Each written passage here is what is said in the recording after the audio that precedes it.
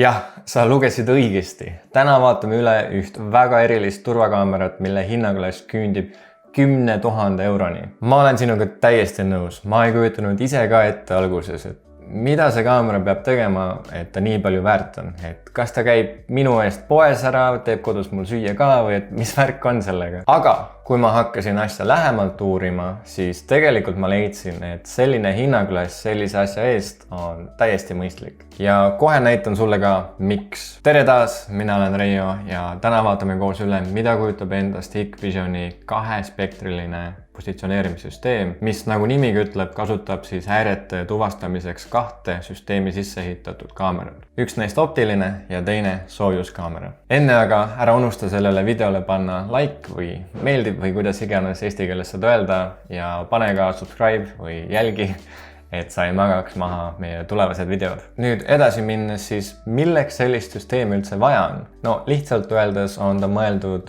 väga hinnaliste varade kaitsmiseks. Sarnaseid süsteeme kasutatakse näiteks sõjavägedes, merevägedes, sadamates, lennujaamades ja ka näiteks suurtes ladudes või tehastes perimeetri kaitsmiseks ja tulekahjude ärahoidmiseks. Just täpselt, et mitte ainult tulekahjude tuvastamiseks, vaid tänu eelalarmile annab see süsteem juba varakult teada, kui kusagil tõuseb temperatuur ohtlikult kõrgele. Ehk see aitab potentsiaalselt ka tulekahjusid hoopis ära hoida ja nii kaitseb see süsteem sind tohutult suurte varakahjustuste eest. Siia vahele mainin, et konkreetselt see seade, mida videos näete, läheb ühte Eesti prügilasse tulekahjude valveks. Siinkohal ma usun, et mõned vaatajad tahaksid kindlasti vahele öelda, et aga mis siis, sest tegelikult ju termokaameraid, mis tuvastavad tulekahjusid, on küll ja küll. Okei, aga kas nad suudavad seda teha ka 3 kilomeetri pealt ja sellele lisaks mõõta täpset temperatuuri peaaegu 1200 meetri pealt. See on juba päris hämmastav, eks ole. Ilma smart-funktsioonideta tunneb see seade sõidukeid ära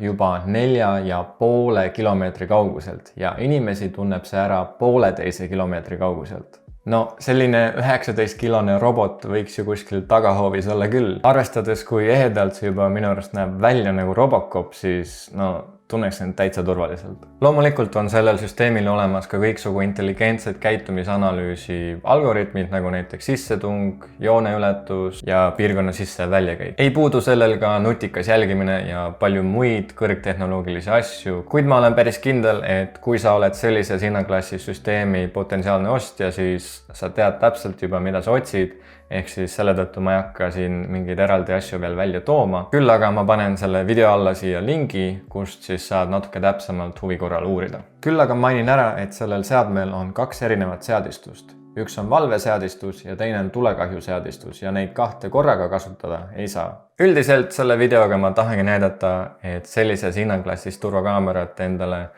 koju võib-olla ei ole kõige mõistlikum osta, aga kui sinu vastutada on mingisugune tehas või ladu, mille vara väärtus küündib sadade tuhandeteni või miljonite eurodeni, siis minu meelest tundub igati loogiline valida ka selle vara kaitsmiseks siis vastava väärtusega tippklassi turvasüsteem. 10 000 eurot investeerida sellesse, et vältida potentsiaalselt 10 000, sadu tuhandeid või miljoneid eurosid kahjusid on minu arust päris hea diil. Lisaks suudab see seade ära katta niivõrd suure ala, et kui sa prooviksid tavaliste termokaameratega sama suure ala ära katta, siis sul oleks vaja umbes 5-7 tavalist kaamerat, mis tähendab ka seda, et hind tuleks tegelikult palju kallim. Ja selle otsa läheb veel kõikide nende seadmete paigaldus ja kõikide seadmete eraldi seadistamine. Ehk siis tegelikult selle ühe roboti ostmisel sa mitte ei säästa ainult ka raha, vaid ka aega. Selle kokkuvõttega mina aga tänaseks lõpetan. Loodan, et sulle see video meeldis. Kui meeldis, siis kindlasti ära unusta ka like panna sellele videole